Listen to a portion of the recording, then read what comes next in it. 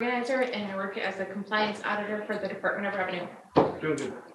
I'm Diane. I work at the Historical Society as a graphic designer. I'm a historian, so don't ask me to speak. And I'm our locals president. Okay. I'm Mike. I work in the Technology Services Division as a project management or project manager. Strong leader. No, you are. He writes a mean letter to the editor. Nice. Good stuff. Joe Konar. I am not an organizer. And I'm Jill's brother. Yeah. Family reunion. Yeah. And I'm on the board of directors. And you're retired. Retired, sorry. You're going to say something like retarded. Whoa! I gave him the biggest compliments earlier. It's a rough It's really dark on the side of us. And I'm Jill Konar, I'm president of the Federation of Public Health and Services and a chemist at the State Environmental Lab. And a senator. And the state. Matt Ringel, Vital Statistics at DPHHS. Vital statistics sounds like an interesting thing. So what are vital statistics? It's statistics based off of birth certificates, death certificates, abortion certificates, fetal death certificates, marriage certificates, or divorce certificates. Those are like the vital events. I guess those are vital. Well, good. Yeah. I was just going to ask you if I was alive. Yeah. As in vitals. Hey, Matt, that was my first job when I got on DPHHS was I Vital was vital statistics. statistics Really? for 2 years. So now he knows why the thing's all screwed up. And we had the audios. We had 2 people at the time doing it. We have 2 people now. Oh, you're still doing it back and forth. You have to do theirs, you do yours. Well, it's mostly just me and my supervisor. But he's actually doing this statistical analysis. It's not that So people that are in the used to office be giving people their birth and Bruce death used to certificates. do that. I was just gonna say. Bruce. Bruce and I didn't overlap here at all, but I've heard about Bruce because Bruce was my boss's boss. And a lot of people didn't like him. Well, my name's Joel Felix, and I'm with the Professional concert attendee. that's my drug of choice, and I work up at the state lab as the chemical terrorism coordinator for the state. And so, careful what you say. It's about being prepared. There you go. And that's why the condom lady is also down the hallway from us. That's a whole nother story. Stories, yeah. Yeah, you'll have to explain that one to me, because Being prepared? The condom. Condoms, come on. They have a file cabinet full of America if you need. Really? No one ever had that talk with you, huh? Yeah. Okay, and I'm Joe Beneventi, and I'm in quality assurance with the Developmental Disabilities Program. Welcome. DPHHS. so do you want to go ahead and get online? I'll get one, Joe. I am online. Oh, you are online. Good point. Okay. So, Mr. Fever, President Fever, if you'd like to get up. Does everybody know President Fever? well, if you don't, I'm Eric Fever, and I'm the president. So, Re-elected. Of what? Yeah, of what? the Montana Federation of Public Employers. This is, to my knowledge, the first internet meeting of any group in the Montana Federation of Public Employees, even though you've been doing this a long time. But we were under But MEO. this is pretty special, and I appreciate Rick putting all this stuff together. And I don't know if anybody's online, but A it's couple. good. Tell that couple glad they're on board, and hopefully some others will join us while we talk through this stuff. I'm hoping that anything I say henceforth is something that you will either use as a question to come, or this could be a pretty short presentation. So I don't feel like I should just sit here and talk for the next hour and a half. It needs to be interactive, and I suppose it's always dangerous to say any question is in order, but I am saying it. Even though at this point in time, there are more things that don't have answers than do. But why don't we talk about the 6 mil levy floor? Because that's probably the easiest thing to visit about right now. The 6 mil levy is a levy proposition that will be on the November general election ballot. And it is the proposition given to us by the legislature that the people will continue to vote, we hope, to sustain the 6 mil levy that was first adopted in 1948 and has been adopted every 10 years since. So for 70 years, Montana voters have voted yes on the 6 mil levy. It's always been 6 mils, by the way. It was never, more, never less than that, at least in terms of the purpose for which it's intended, which is the university system. There are a number of reasons why, obviously, we hope voters will sustain this. And number one is, it's not a new tax. It's been around 70 years. The problem is, there's thousands of Montanans who are going to go to the polls who have never voted on the 6 mil levy. They either have moved here since the last time they voted, or they've just become voters, and so they don't know that they're voting on a continuing tax.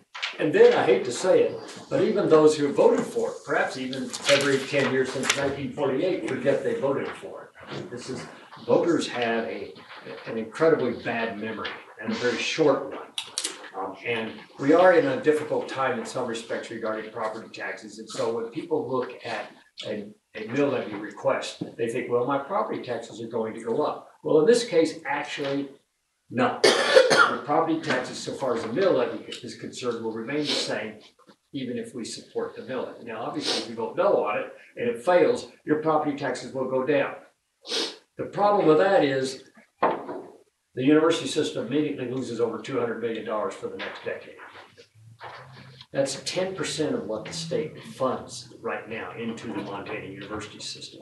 And I'm glad Jill's here, because Jill serves on the Senate Tax Committee, and they will spend the first 3 months of the next legislature trying to figure out how to raise taxes to raise $43 million in the immediate biennium, and then hope for something better to come. And I don't know if better is to come. One of the primary objectives of this union, frankly, new taxes are hard to come by. So what you absolutely must do is protect the tax revenues you already have. And so we can't afford to lose this effectively this proposition. Again, the fiscal note on this is that it would be $43 million in the first biennium to come. So that'd be the 2021 biennium. And then it could even be more than $250 million over the decade if, in fact, we aren't able to somehow or another bring it back to the voters for their approval down the road. So hugely important simply from a fiscal point of view. Again, a continuing tax, not a new tax, very important to the university system. Now, all the other reasons for voting for it are, frankly, we have to protect our university system. I regret to tell you that the University of Montana, you can read about it in the paper, is seriously struggling from its own fiscal difficulties. And some of those are beyond its control, frankly. The fact is, we have not been graduating a lot of high school kids lately. I mean, there was kind of a dip in high school graduations, which is slowly beginning to climb back. And generally speaking, Montana high school graduates who go to college actually go to colleges in Montana. They don't all go out of state. I mean, they're certainly a myth.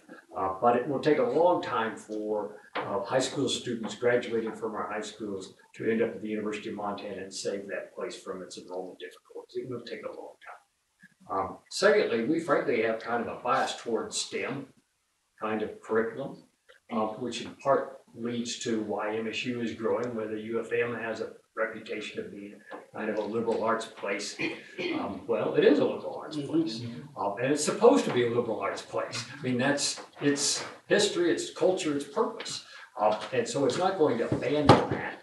It just has to, I suppose, work harder at recruiting students to come to the university, and it's working on that now. I think the new president over there is on the right track.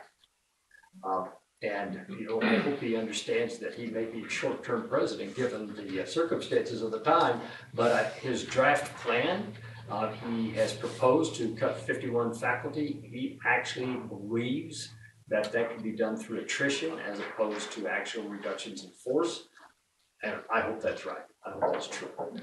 It seems to me that probably isn't going to work out quite that well. But having said that, the University of Montana is the impoverished child in the university system right now. And folks point to the University of Montana and say, well, how can we save that with a 6 mil levy? Well, we can't. But I can't imagine how we could do anything but more damage if we were to fail to fund 10% of the university, the larger university system's budget. So the 6 mil levy is extraordinarily important to us. It's important to know that we also, 70% of the kids who graduate from Montana's 2-year and 4-year schools stay in Montana. They don't actually go away. And Jill has heard this before, she's heard it 100 times. The legislators will come up and say, well, why are we funding the university system simply to educate our kids to go elsewhere? Well, they don't go elsewhere. Now, of course, there are some programs that are designed actually to send our kids around the world. Montana Tech's a real good example of that. Mining engineers are likely to travel the world. Okay, that's a good thing. And yet, some of them actually do come back later on, and sometimes fairly well endowed, and they help contribute to our economy as more senior citizens. I mean, we have to look at ourselves as a global economy. But in the last analysis, our graduates of our 2- and 4-year schools stay in Montana. For those of us in the teaching business, we are not inviting a whole lot of people to move to Montana to be teachers. We have a serious recruitment and retention problem right now, and it's largely precipitated in part by the fact that our colleges and universities are not graduating enough teachers. It's that simple. So we have a very large need to try and grow our educational enterprises, our teacher preparation programs in the university. At Hamish Well, in fact, all our colleges basically have some sort of teacher program, Montana Tech being an exception. But if you look at the other 4-year institutions, they all graduate teachers in one way or another in Montana. So that's the 6 mil levy. If there are any questions about that, I'd be delighted to entertain them, or if there's any discussion folks may have. You know, Eric, I just wanted to let everyone know that there will be there is a group out there that's going to tell people that it's a tax. You know, so we need to be prepared to know that propaganda. Well, it is a tax. It is. It's just I mean, a continuing a new tax, but they're saying it is a new A tax. new increase. A new increase and stuff, and we've already heard it. Well, I've heard it too, and so it's why we are not taking anything for granted. There is a full court campaign. Your union is seriously engaged in that campaign. We are the primary money behind that campaign. And that campaign is everything from what you're going to see on social media to print media to, frankly, door-to-door canvassing. We're doing it all. And we have taken upon ourselves the responsibility for funding that campaign. Good. And I don't want anybody to think that we're taking this for granted. We're not. And the odd thing, you didn't ask, but I might as well tell you. The primary opponent is a guy named Tim Adams. And if you haven't heard Tim Adams' name yet, well, you might as well, hear it now. Yeah. Tim Adams is a believer that this is Montanans against increased taxes. I think that's his Facebook page. You can look it up. And he is also the Green Party candidate for U.S. Senate. Green Party Republican. Green Party. Green Party Republican. Green Party Republican. It's true. Tim Adams used to work for the Republican Party. He's probably not a Green Party guy, but he is apparently a candidate for the Green Party. And the Green Party is there's a real question as to whether they have properly qualified for the ballot.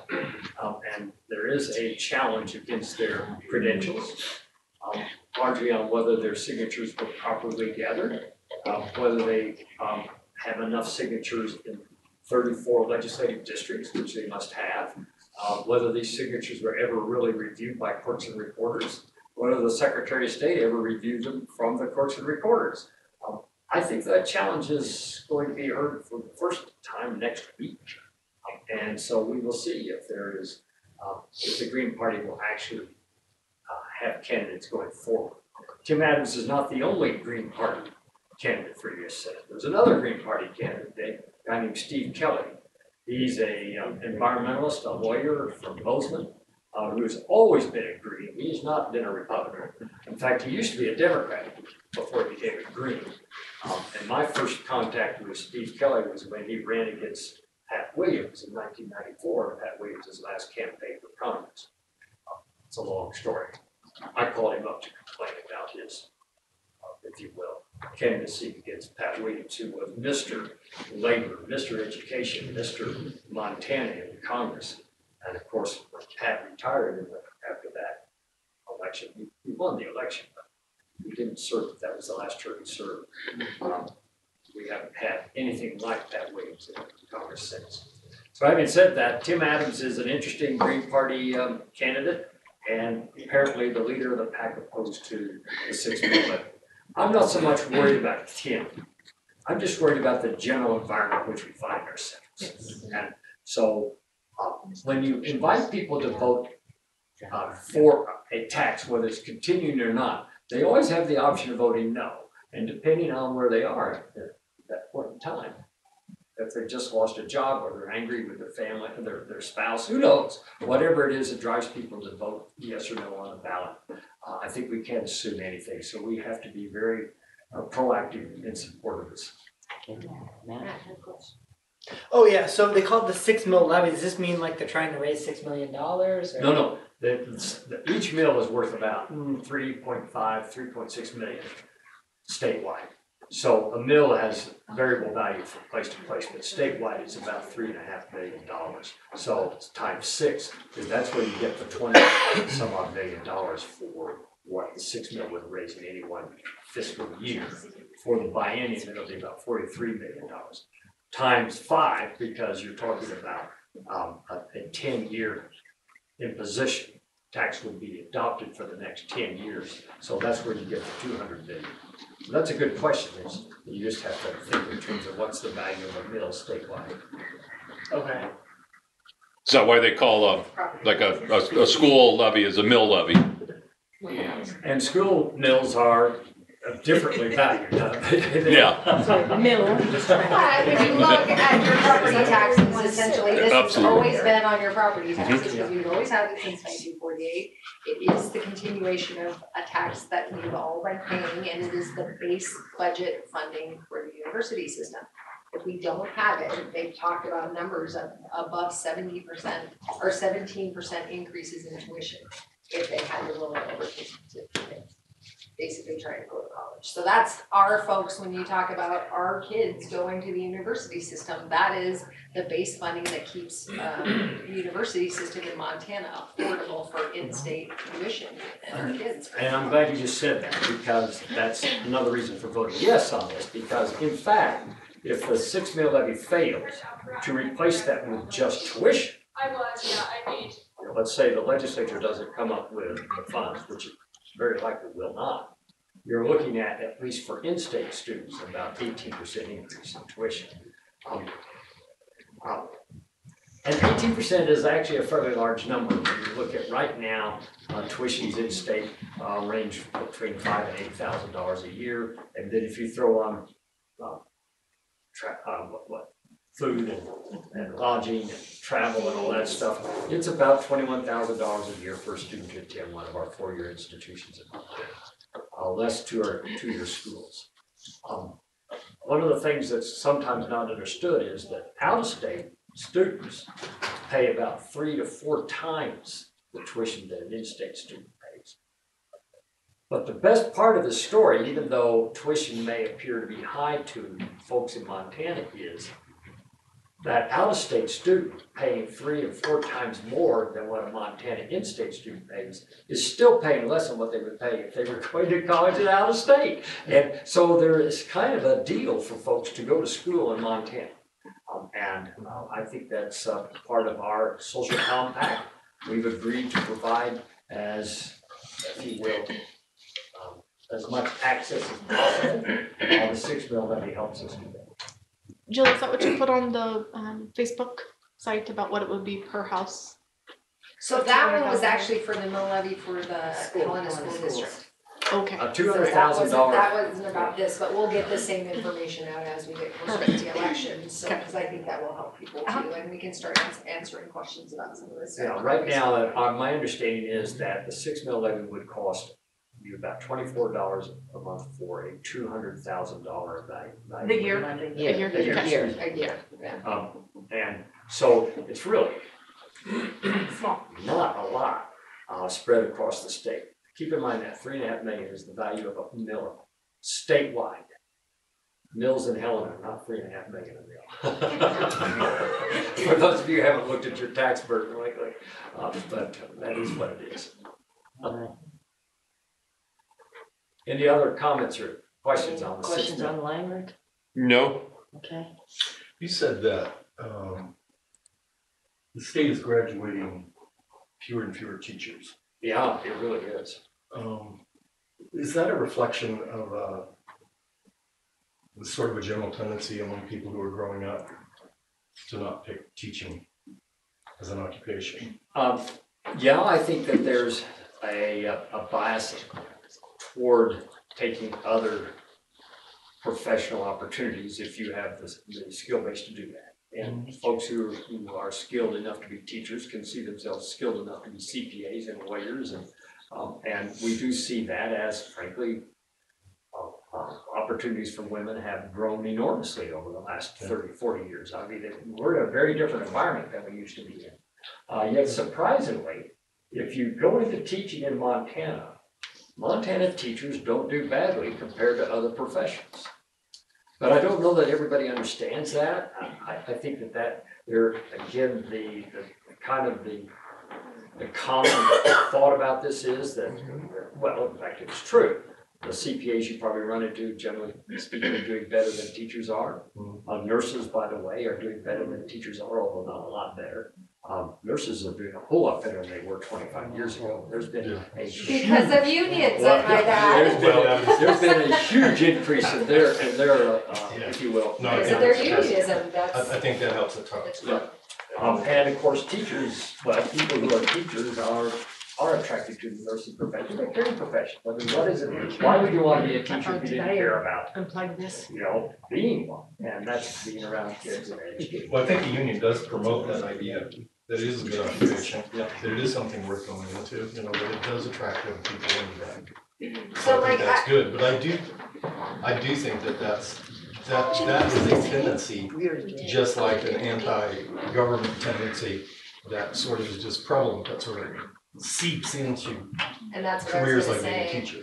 especially across the nation, I think there's been a war on teachers, there's been a war on public employees, and it's because of our unionism. Because if you look at everything across the nation, where is the venue and the voice for a worker? It's only from the union, because the worker as an individual doesn't have the ability to stand up and have a voice and have protections. So the unions are that only voice for workers. So large corporations and out-of-state folks and all of that have come after the voice of the worker because they want to keep it down. They don't want to pay for retirement. They don't want to pay for wage increases. They don't want them to have voice. So they've done an all-out full court press to essentially unionize our professions, unionize what we do, so that our voice is not as strong. And so I think that that's what we're also seeing is that demonization of the professions that are the most critical to supporting our society. And we're at a critical juncture here with the voices of teachers, and I love that what's been going on in some of these other states, in West Virginia and Oklahoma, and when the parents and kids are all showing up to walk, in those rallies and. Well, eventually it's going to turn into votes. Mm-hmm. And I do think that's important. I think that standing up does bring that result. Sometimes it's a little painful and awkward, but I do think it pushes that result out there a little bit more. People begin to pay attention. It's kind of easy to let it occur and then just sort of ignore it like it's not a problem, but it is a problem. I'm sorry, I didn't. Well, they're not, it's a free-form discussion, I'm not. Well, in the relative amount that you were talking, what's the average salary for Montana teacher? The Montana teacher salary right now is about $52,000 a year, the average salary. The average. Which is right about But 30th in not the the nation. entry. Pardon me? Not the entry level. Oh, no, it's not the entry level. Montana, every state, every school district in many states pay differently. Pay differently. Understand, average teachers in Montana are their salaries are going to be largely driven by the largest school districts in the state. Right. And so if you're looking at the Bozeman, Helenas, the Missoulas of Montana, they compare favorably to teachers almost everywhere.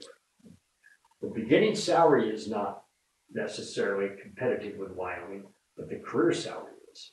And I know that's hard for people to understand, but we have done very well in the way we have been able to grow teacher salaries in Montana over the last 10 years, frankly. It's been quite a surge even through the recession.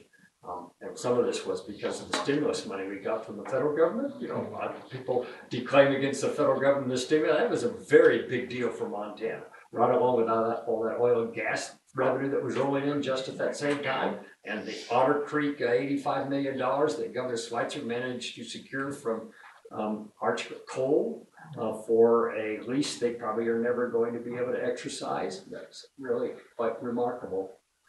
And we have done some great things in the legislature in school funding.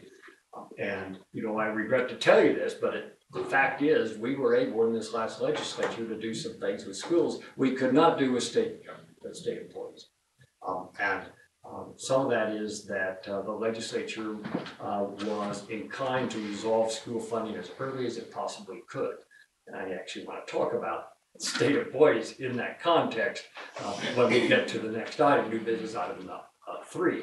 But the bottom line, Montana teachers in our largest school communities and represent about 70 to 75% of the teachers who actually work in Montana anyway, are doing pretty well, even compared to their colleagues nationwide.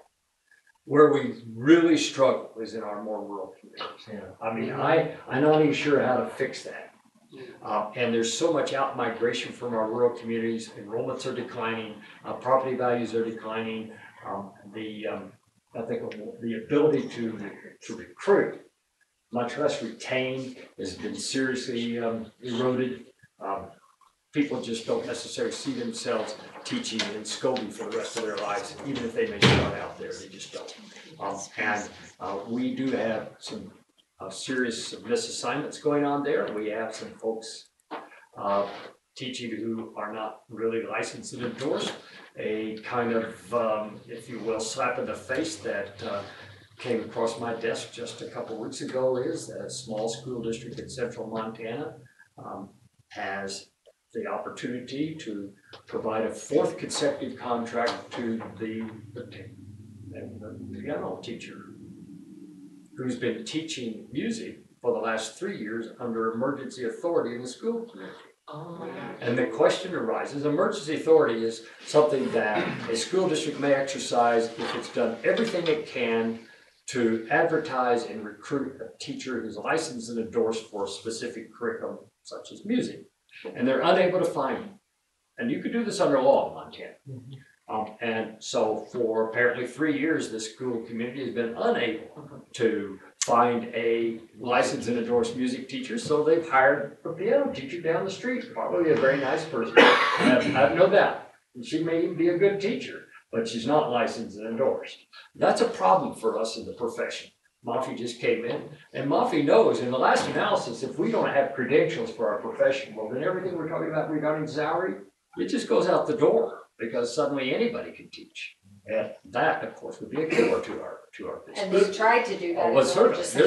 There's been legislative attempts to allow anybody to teach. Well, anyway, here this person is. Seriously, if I can teach my kids at home, you're a financial advisor, you ought to be able to go into schools and teach finances to kids. You ought to be able to teach math. Or, well, and I thought you'd be interested. I was just on a panel on Monday, and somebody who is running for the legislature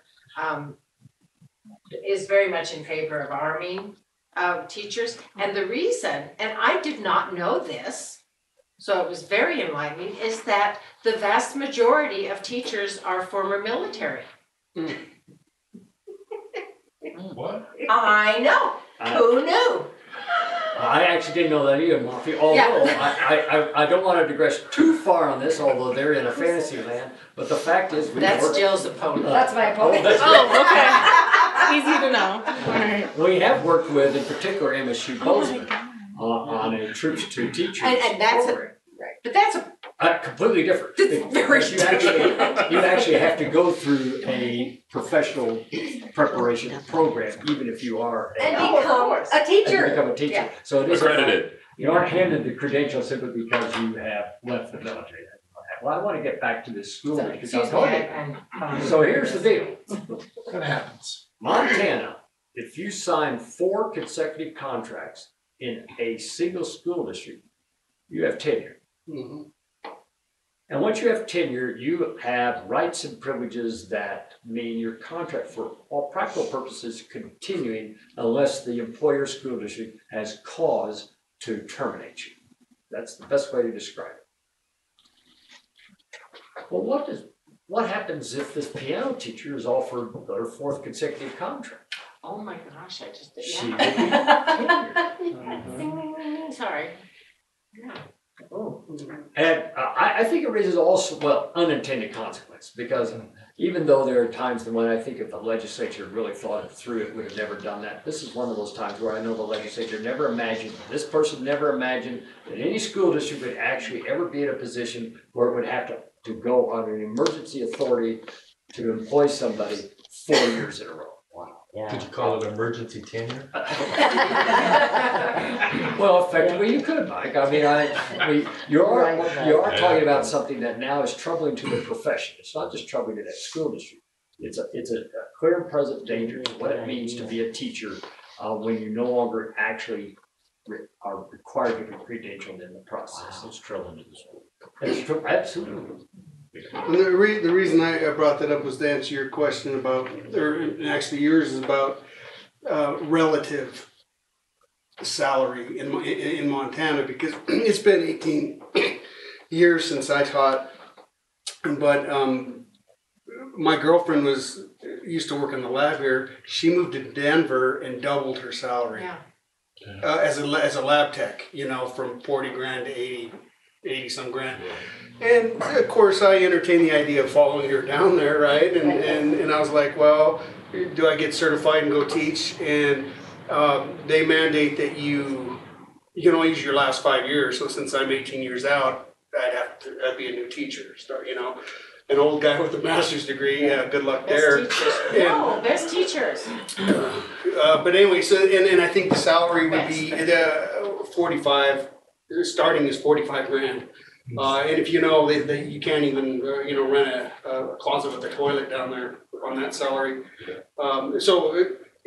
Here it might be a relatively better paying job. You go down there and you're a second class citizen for sure. Well, I think another thing too that really affects Montana's politics is it's really we're an aging state. Something like 60-70% of the state is about over the age of 65 now.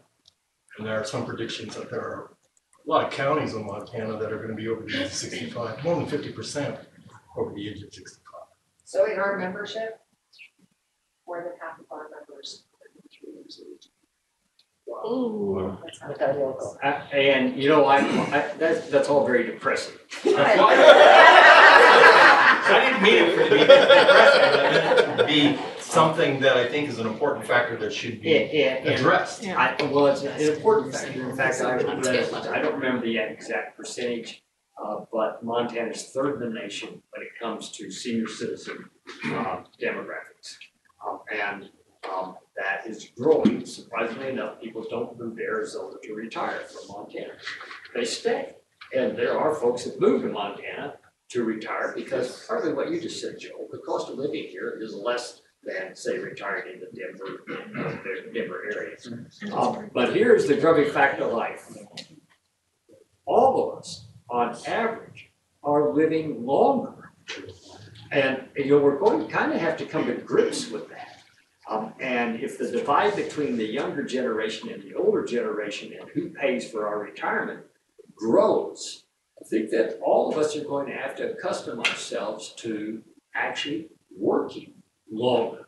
Or we may end up literally like that kind of, not apocryphal, it's real life person who retires and 2 years later they are the greeter at Walmart because they just, one, were bored out of their gourd, didn't have anything else to do, and they needed to supplement their retirement income. So we kind of have to be careful about the notion that retirement is something you could do at 50 or 55 or 60. I don't know, Joe. He's the anomaly. Well, and to Joe's defense, the fact is, people who are in law enforcement probably ought to retire. I mean, there is a shelf life to some of these occupations. Well, I think it's a burnout. I mean, Absolutely. you know, I mean, I think that's with some teachers too. Absolutely. Some teachers can teach 40 years and they are as fresh that last day as they were the first, or fresher, but not all of them. And I think because of the stress of a job like Joe had, you know, and we should encourage that. Do 20 years this, and then I don't think you're bored, are you? You know, we see a lot of burnout also in public health. Yes, One of oh the my biggest gosh. burnouts there is caseworkers. Yeah. The office in Great Falls, for instance, they go through so many different caseworkers. That's probably one of the hardest areas to work in, I think. Just, you know, watching statistics, not official statistics, just seeing stuff come across my desk of people come and people go. That Great Falls has got a lot of burnout when it comes to caseworkers and family services. So it's the pressures of the job, the stress of the job. Would it be anything to do with the fire bombs that are thrown at them by the? There was an incident today where the police were called because of an irate parent. You know, and that's public knowledge. I mean, they had to clear that. That was quite the scene up there today. Oh gosh. You know, and it's really hard for these folks to take kids from a family. Number one, that's probably the hardest job in public health, is being a CPS worker. You know, so there's a lot of burnout up there. And seeing the tragedy that those little babies are Go going through. Mm-hmm. I'd say it's But easy still, to I mean, that's it. It would be wonderful if we could have a system that it was 3 years in the field, 3 years, or probably 2 years in the field, 2 years doing just less stressful work, although most things in DPHHS I think are stressful, but if you could find something, you know, because I think that would be because you lose that experience, you lose that knowledge, and I don't know what they go on to, but it's got to, because absolutely the stress level and the burnout, it must be enormous. Well, and it's triple and 3 times what it was before. Yes. because Mhm. of The cuts, the reductions in Yeah, I was force, just gonna say. everybody's picking up the slack. And the problem with our folks right now especially is they're saying, how much longer do we have to do this? And the reality is that the budgets aren't gonna get much better. Right. And the funding for our programs are not gonna get much better, so the replacement for those folks, I mean, and this is Right. probably what it's gonna look like for a long term. That and another thing about Great Falls is geography. You're right in the center of the 19 counties that were shut down on the budget cuts. I mean, you're right in the center of it. So you've got, I mean, that's the biggest office for North Central Montana. You know, so You know, my opinion. and on top of that, working conditions, their pay sucks. Yes. My gosh, they are like, well, Joe, you know, Well, it's the you don't go into public service that works state government for the salary. You No. benefits. but this isn't even are the a only thing that salary. we I can mean, offer you. And so unions and retirement and benefits Yeah. with insurance and all of those things that the union's voice does for us. Exactly. Is part of the reason why we've gotta buck up and be ready to fight for what, the whole reason that we do what we do.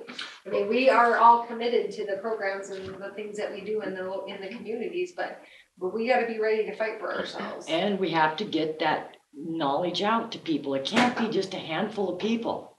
I'm getting burned out. You know, I mean, it has to be, we have to push. Well, and the young people in the room, I mean, are your colleagues that are your peers, do they see the value of unions, or is it just sort of they join because that's kind of what you do and then, but don't really grasp the, because it's on you all, just saying. A lot of my friends, don't see they like union, whatever, pay the dues and just they're not interested. A lot of them, I think. How can we make them interested? How can we make them, I mean, Good, that's a good discussion, that's a discussion we need. How do we make them, how do we get them to value what? the buy-in, We it's just like, it's have people who don't vote. How do we get them to realize that, particularly in a place like Montana, your vote really matters? So we don't have people who don't wanna vote, people who don't want to, how do we? And get them I engaged. think we have to push it. I Yeah, really do. I do I think too. we have to push it in letters to the editor or whatever, but I think we have to push it because just like the idea of people getting older, the state getting older. When I was growing up, the older people around me always sort of had this feeling that there was a legacy they needed to leave. They couldn't just, abandon it. And I get that feeling that as this state ages, there's a lot of people who are abandoning it, leaving it behind. And I think that's wrong. I think they should be challenged. I think there's a lot, especially in these rural communities, challenged to stand up and develop their communities for the kids. But how do we Can we do go that? into design 3 or did you start while I stepped Well, out? no, we were actually talking about it, it was a perfect segue to what can we do to talk to people to get them the values of union and to be ready to stand up for themselves, so Eric, we are on new business. Good. How many were here tonight? How many were at the conference? The AC? Geez, everybody, so, well, mostly everybody. I want to thank everybody for what was really a pretty nice. Exciting, fabulous, wonderful. I hope we're all as successful as that. That frankly, we had almost 400 people there, and if it hadn't been for the really bad weather, in all honesty. Oh, yeah. We lost about 100 people, didn't we? Easily 100 people who were registered or pre-registered, if you want to look at it that way, did not come. And still, there were some folks that were from as far away as Weebo and Sydney and brought us. The good part is they came in earlier and missed all those. Wednesday night, Some people fought their way here early, some people just came anyway. And so anyway, one of the things that we did at the conference was to pass the business item number 3. And I want to go through this for just a moment. And I know you'll have questions, but if you don't have them? Oh, I'm sorry, I thought I passed them out. No, yeah. They're up here. They're right there. Oh, I did everything but pass them out. Who else needs them? I've got this electronically if you want it emailed. Here's some twos. It's up on the screen, but for those of us in the room here, you aren't likely to be able to read the screen. Oh, no, I'm broadcasting the screen. Good. This is awesome that you're doing this so that people can, do we have people? Just so you see, that's what I'm broadcasting right there. How many people All this are time on they've been here? looking at me and I thought I was basically off the camera. Never. That's not fair. Item 3. Oh, sorry. We got an item. I didn't even look. Kayla, Kyla. Yeah. Oh, you're going that way. I How just many passed people are out on? to you Oh, sorry. which you don't have on the screen, so for those who are in the audience, internet-wise, I apologize, but the top of it says 30-plus years of state pay and benefits. I passed the one for the And if you look at the flip side of it, in yellow, at the very bottom is the root of things that concern us the most. If you flip it over and you look at the yellow bar at the very bottom, it says very simply, the last 4 legislatures have not adopted the pay plan that we have bargained with the government. Pure and simple. I know that's frustrated our state employee members to no end. It certainly has frustrated this union because we work very hard to try and negotiate with the governor. We get a deal with the governor. It goes into an appropriation bill that is historically known as House Bill 13. House Bill 13 goes to the Appropriations Committee. It's usually heard like the 3rd or 4th week of the legislature and never heard from again. And that's got to stop. It just simply has to stop.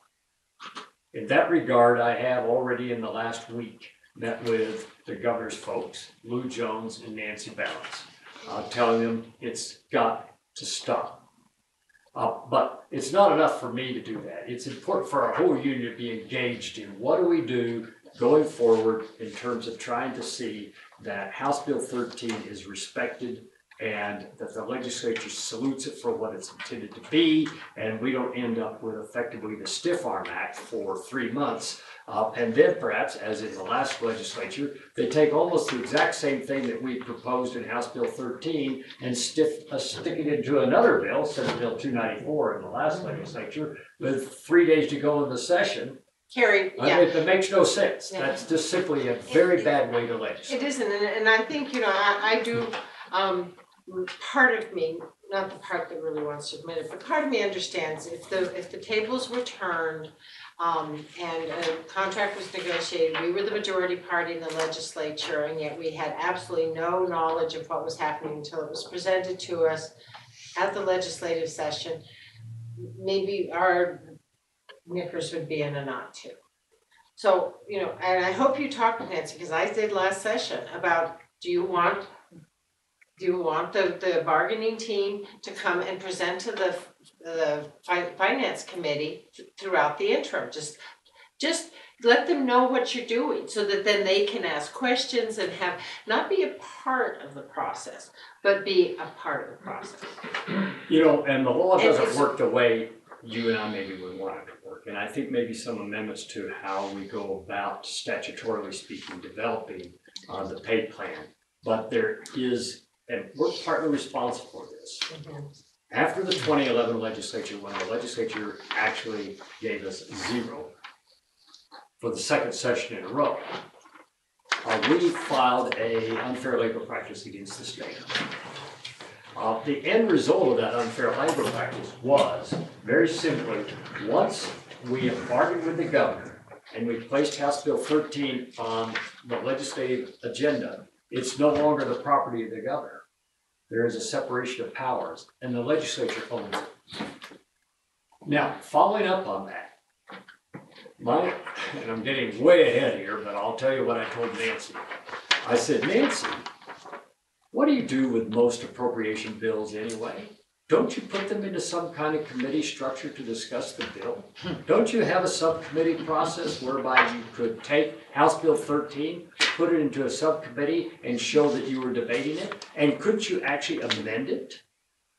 As opposed to acting like it's some sort of, maybe the bomb disposal squad needs to be called out, and so you'll just encase it in concrete and not consider exactly what's in that until the end of the session, when you might or might not actually honor what we've done in House Bill 13. Meanwhile, what are state employees doing? They're on pins and needles. They don't exactly understand what's happening. They don't appreciate what's happening. If they do understand, they get weary of standing in the legislature or the halls of the legislature holding signs, pass House Bill 13. 10 of them. I think yes, 10 of them. You get 13 out of jail. I think she understands it. I do too. I hope she's not just, And I think it is possible, because we really had a very good conversation just 2 mornings ago over in Hamilton. And she said, I think that's a good idea. And so I'm hopeful that they will look at it as you would, maybe even just a piece of general legislation. It's not like somehow or another, this is the only thing they could do, is accept 13 or reject 13 and argue about they had nothing to do with the construct of 13. They could amend it any way they wanted to. Yeah. And they know that, or they should know that.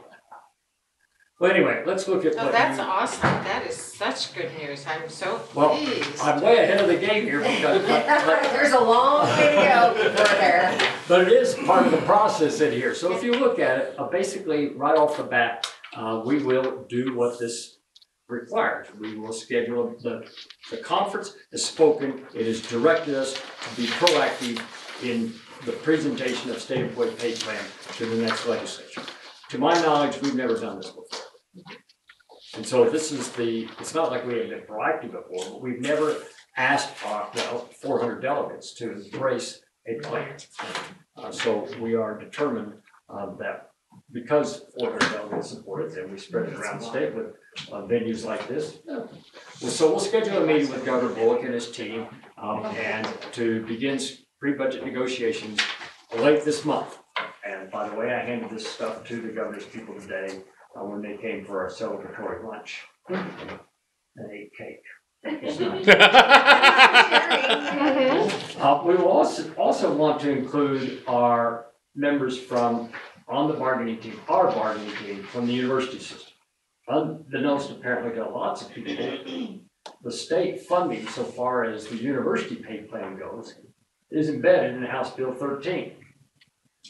And so, you know, it's not like it's just about state employees, it's also about university employees. And the irony of things is that in the last legislature, in the last hours of the session, when 13 was resurrected, at least in terms of its purpose, and a completely unrelated bill, the state actually doubled the state's contribution to this university employee pay plan. The university system didn't necessarily act like anything like that had happened, but we have begun to settle on university contracts, by the way. So, by the way, state employees are getting 1 and 1 in almost every instance. University employees are going to get 0 and 2. That's basically what it's boiling down to. So, effectively, our bargaining is producing what we intended, at least out of House Bill 13.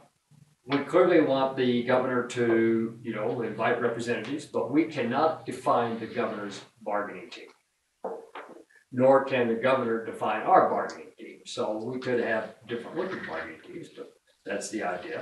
And we wouldn't want to invite legislators. I would not invite legislators to process that. Again, effectively, the Board of Personnel Appeals declared this as a separation of powers issue. Yeah. So you can't have legislators being administrators.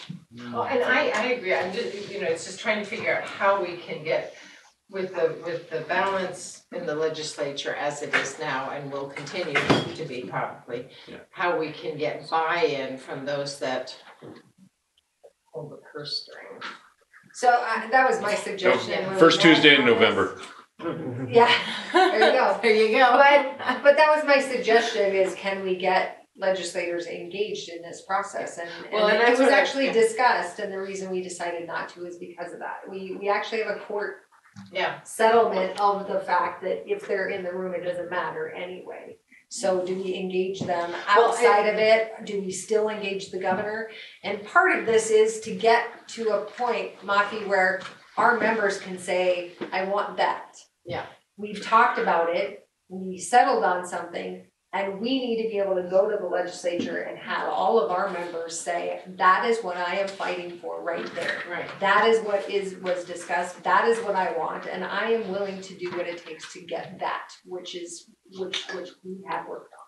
Well, and because, you know, I'm so glad that Nancy was at least, you know, perhaps, and granted she only has 1 more term, but because my discussions with her after we had the conference committee that we got the pay plan through, talking about it, she said, you know, if we figure out a way that the legislature could be more, have more buy-in, be more involved, not in the negotiations, but that's why I said something as simple as having, and I know Steve Gibson actually had that bill back in the... I think the bottom line, in a way, I would argue legislators have used that as a faux argument. Okay. It's a ruse. And I get back to my work with Nancy. Nancy, it's no longer the governor's bill when it hits your desk. It's now the legislature's bill. And you do that as a legislator. You propose legislation, you go to a committee, you present your bill, and then you almost always say, in one way or another, I have now given the committee my legislation. It is in your hands. I mean, that's not just a formality. It's not just a sweet statement. Now the committee owns the bill. And so the committee ought to act like it owns it and say, okay, there's some things in here we like, things in here we don't like. Let's sit down and talk about it, as opposed to effectively just putting it in a drawer. And maybe you actually never see that legislation again, and something else maybe emerges at the end of the session. That's actually excellent, yeah. So I think we have to push in that direction. Excellent. So we want to establish target dates for reading the tentative agreement with the governor's office. Before November Well, and we all know how this works. And for those who don't, I'm just gonna help you. It's true even during the session. Why numbers are frequently not arrived at is people are waiting for the latest revenue possibilities to appear before they make a decision. The governor will know less in August than he knows in October. And so governors tend to kick back on early disposal of things like a budget question. But we'll do the best we can. And so maybe if if somebody's on the bargaining team, we'll see what happens. We will in fact begin informal discussion about these matters of wages, benefits, retirement. Those are all things that matter. There's some other items that I think that I might like to have on the table for discussion with the governor, but I don't want to bring them up tonight. Just understand that it's really boilerplate negotiations. We are just talking about wages and benefits. If, however, we are not able to make a deal with the governor, and it has happened that we have not bargained a deal with the governor, then we should be prepared to develop our own legislation. It probably won't be called House Bill 13 because it doesn't come with a stamp of the governor's name on it. But in fact, we should not be afraid to seek a sponsor for a bill that we like. We should not be afraid to do that. I like that. And we might, yeah. There's absolutely no reason why. There's people in the room that don't have anybody running against them.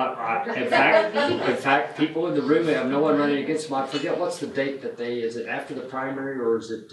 Yep, she can put it in after the primary. Yeah, I think after the primary, those who have no opponent, if they're running for the House, or even the Senate for that matter, but could then request legislation. I'm just saying. I can.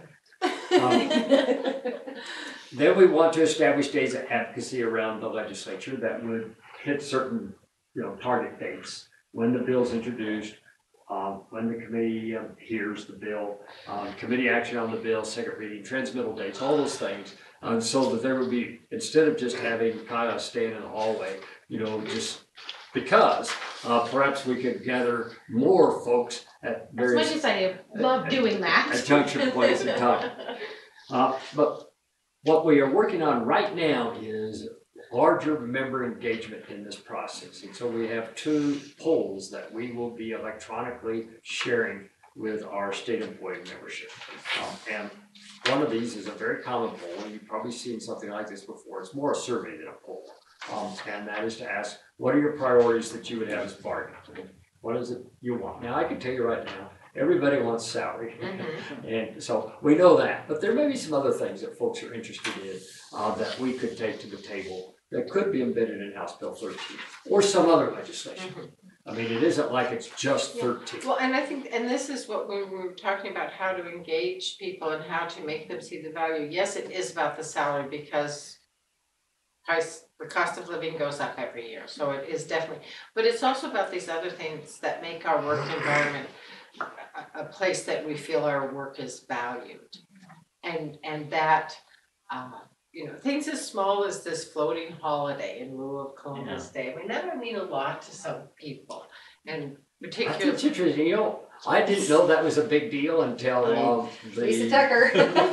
You were there. Yes. Suddenly it became a very large deal in at least one state employee member's mind when we were meeting to talk about what we were going to do in terms of House Bill 13. So Columbus Day, which by the way is not loved by everybody, could turn into something else. Despised by some. Yeah, precisely. That's a holiday that they wanted to take away. They wanted to take it away. So if we start acting like, we'll just change it, they could do that too. So I think they don't want to take away Columbus Day, they want to rename it. That's the most common. That's right, to rename it, but if we are gonna be easy to giving it up. Oh, no, we wouldn't give up the holiday, we'd give up Columbus. Yeah, and then going for the day after Thanksgiving. Now, again, I'm not saying that everybody has bought into this. I'm just saying that is an idea. That was an idea, right. And it's sort of thing. In lieu of a wage increase, no. That is not going to be a win. Yeah. The only holiday that the legislature has proposed were made to eliminate is Election Day. And that comes every 2 years. And we said, what's the point? I mean, People should It should be vote. I People should would go get vote. rid of, I would get rid of Columbus Day well, for many reasons, but in a heartbeat, and have a national holiday on election day. I mean, I think it's wonderful that the government gives, that it's a holiday for government. It should be for everyone. It's the day to Unfortunately, we can't pass celebrate that our democracy. Yeah. Nationally, we need a Super Bowl Monday. We're just gonna have to talk about another legislature if we're gonna talk about federal stuff. But, Yeah. if you turn over the backside, we have an advocacy poll that we will be putting out in June. And this is basically asking, what will you do? What will you as a state employee do during the legislature to help us promote House Bill 13 or whatever it is that we're trying to propose in terms of your compensation? And these are just ideas. Nobody said one idea was necessarily better than another, but they do tend to go in sort of descending order from pretty easy to maybe not so good. And I just urge you to see that for what it is. It's just throwing things at the wall, and as Jill knows, that's by no means all the ideas that we heard of. There is just no way to put a list that goes as long as the second page. There's any number of ways that we can engage in, for lack of a better term, concerted activity. Bringing our concerns for a pay plan to the legislature and getting it passed. And so we intend to be pretty upfront and even noisy about it, I guess is the best way to describe it. Well, and I think the buy-in, you've seen what's been rolling across the nation right now. In many other states, the teachers and in a couple of those states, their teachers are public employees. And actually, the teacher public employees stayed out in, was it West Virginia, until they got all public employees additional funding. So what you're seeing is that rolling, I think, effort by people who have been stepped on and told you're not worth enough, and the demonization of our work. It's people finally saying, no, that's not the way it should be, and we are going to stand up for ourselves, and we're going to stand up for our coworkers, and we have to stand hand in hand. And I just got my phone out, and the reason I got it out is because I just did a calculation, and our membership at 24,000 members in MFPE are 1 in 42 people in this whole state. Wow. 1 in 42 people. That means the kids and everything. Cows? Yes, not that. You know, one of the questions But we have a wide swath, and we need to use it. If each one of us told 42 voters that you need to sign up to vote if you're not a voter, but you need to support people who will support public services, because right now, what you are seeing with these cuts to especially DPHHS, Department of Revenue, the Historical Society, all of the stuff that has gone out across the state has actually damaged and broken the infrastructure that holds up our society. And when you vote for people who say, I want smaller government, this is what it looks like. And it's gonna get worse. Families get hurt.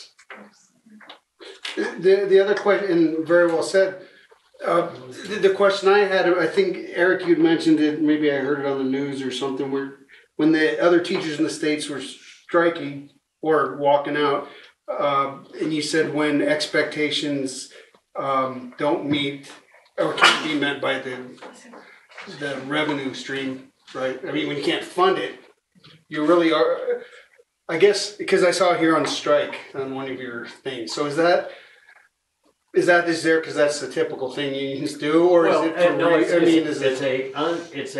maybe it's a direct acknowledgement that this person receives that email all the time. What we need to do is exactly what they did in West Virginia and Oklahoma.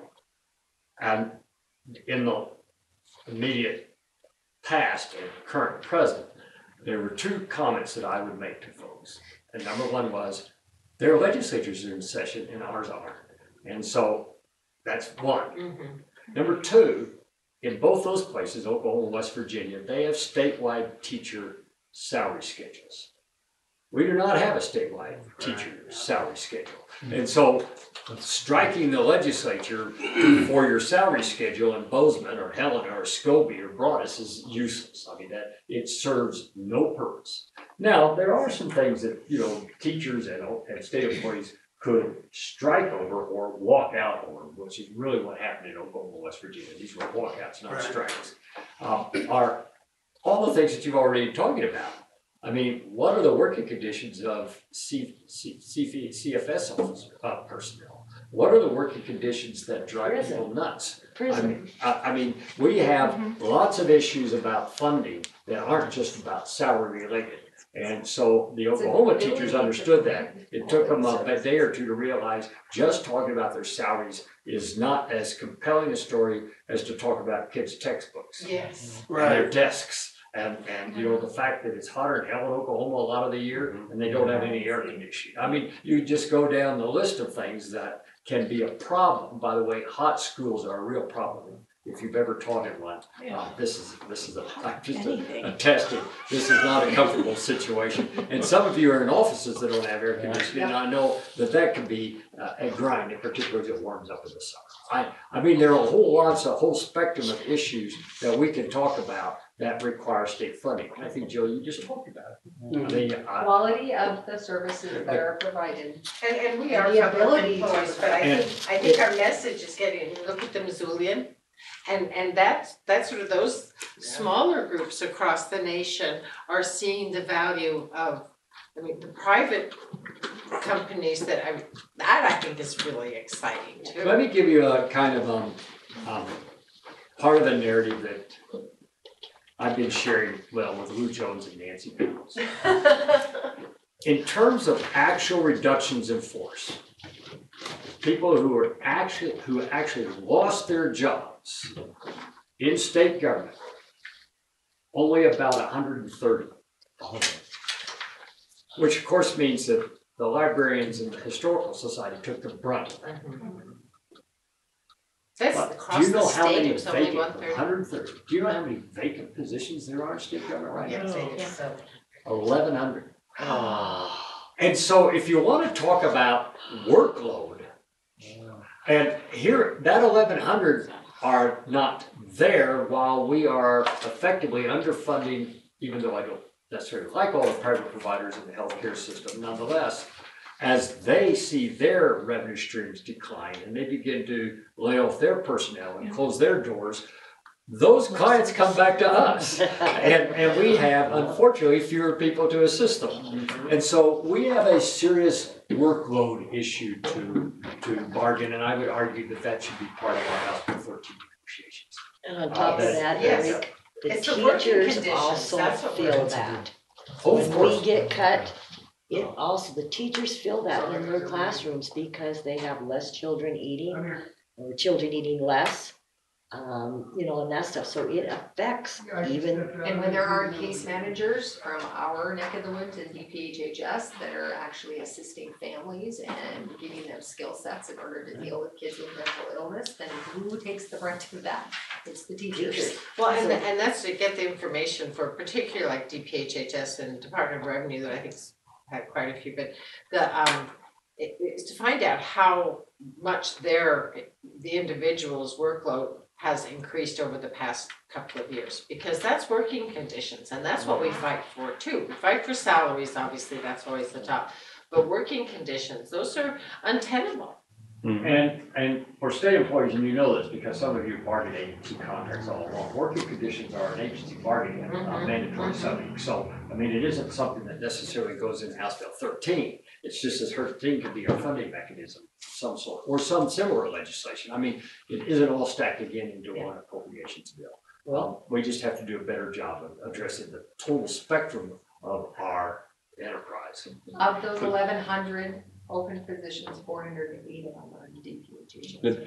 Did you hear what happened with DPHHS and Helena Industries after they closed?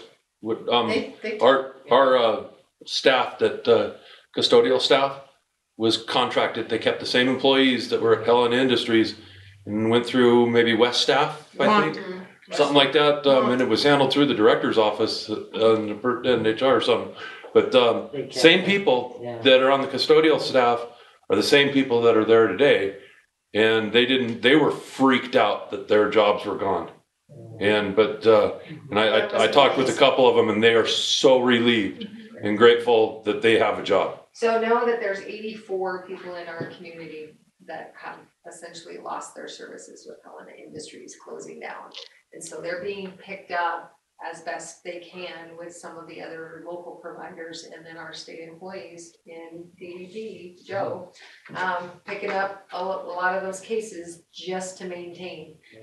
It's gonna be a And it's long working road to conditions, hoe. yeah, I mean, you can't ask people to keep just taking more and more. So Joe, do you have any specifics on what you guys are looking at to try to help with that?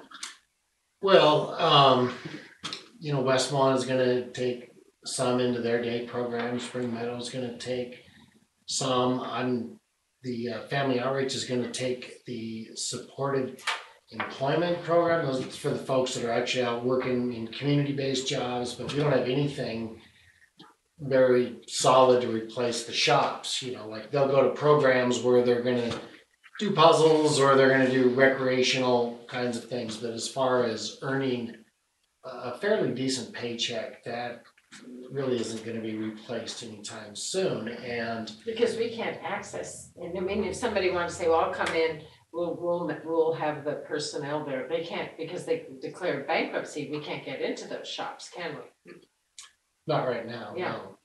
And there was a big push by Voc Rehab, and this philosophy was, well, these people should all have community-based jobs, and they'll, because that's an artificial environment, it's not normal or natural, and it's bad, and so they should all be working in the community, and they should first access Voc Rehab, but those funds have been slashed, and so. And actually, they're shut down for taking any new clients. Right, and because it's of been the like that budget for- problems that they're under.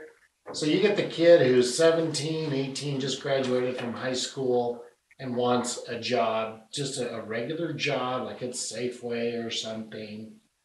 I don't know how he's gonna do it. I really don't. And our waiver has a waiting list of several years. Wow.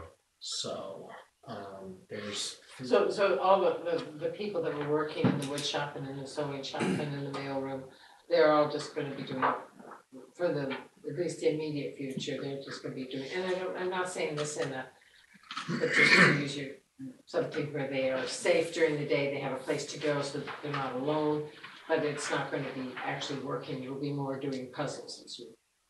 Things like that, yeah, and not totally, like Westmont has a work program.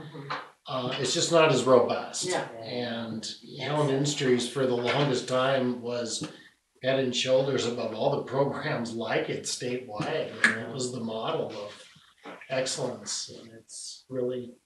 And so the 84 are just for the Helena area. I'm not Pardon? even, the 84 people were just for the Helena area. I'm not sure, because Helena Industries is also some statewide providership. Yeah, it's mainly the Helena local area, but there's a number of non-disabled staff people that lost their jobs, and so they're the case managers, and then just the direct staff lost their jobs. Helena Industries, though, the story is more complex Oh, than yeah, simply this state should, funding. this Oh, did sure. not have to happen. Yeah. This did not, and I haven't had a And chance this to is read one of the it. concerns that I have expressed with Lou Jones, Nancy Valance, and the governor, that privatized vendors of state programs are outside our actual accountability. And, you know, if they decide bad business practices, it's, you know, the state ends up wanting perhaps to address that, and it must address that, but the state didn't actually close Helena Industries. No, I mean, It did its own. that board should be taken out behind the woodshed, I'm just sorry. Well, okay, then I won't say anything more. You know, A as couple well of as I do. sessions ago, during one of the teacher conferences here, or MEA, MFT conferences, we actually had all the teachers that were there and public employees call the legislators and we shut down their phones. Yes, we do. Because and I would love to see that happen again in this next coming, Well, I think we might be able to, since we'll have a because I think conference it does during send the a very legislature. powerful message. Yeah, that would be so, yeah, I And when remember we're that. sitting on the Yeah. floor and all of these messages just start pouring in, it's the most awesome thing. It is so because fabulous, you We're have sitting no there and idea. stacks are being placed on But our we desks. need to do things prior to that. Yes. You So know, we have need to- plenty to do, and we are going to do those things. And I think the bottom line, I guess we're about to close down, is that right? Yeah, we're over time, but this is important. The bottom line is member engagement. I want to just say two things to what Jill said. West Virginia and Oklahoma do not look like Montana.